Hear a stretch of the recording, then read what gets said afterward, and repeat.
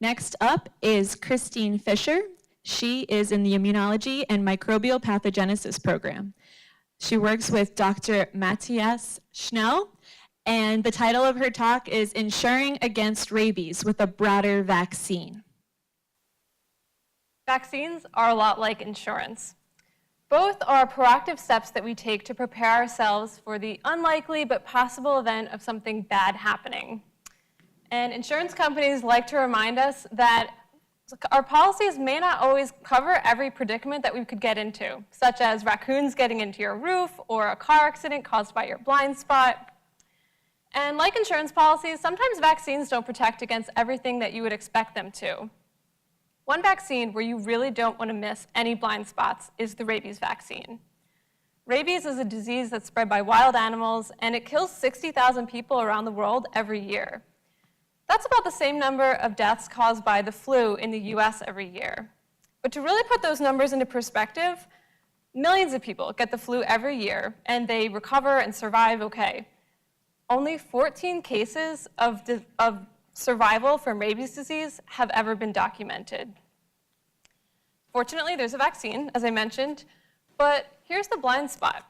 There are actually 17 different viruses that can cause rabies disease, and the vaccine was only based on one of them.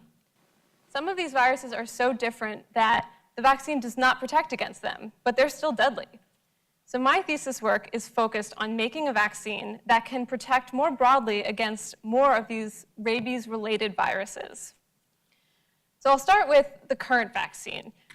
The most important part for our body to recognize is the outer layer of the vaccine. It's the part that looks like the little beads on the picture.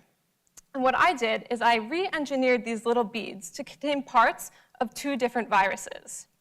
So 2 is better than 1, but I did this strategically, and my goal is actually that it will protect against most of these viruses. So you can think of it as a vaccine that is greater than the sum of its parts.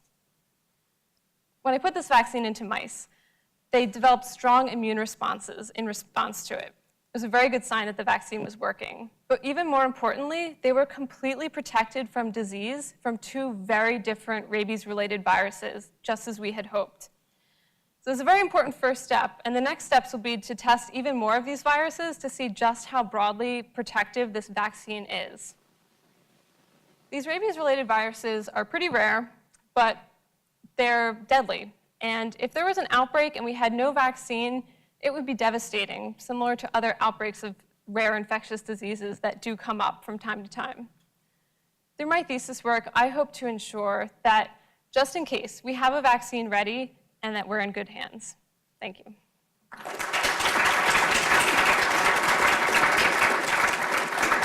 Thank you, Christine.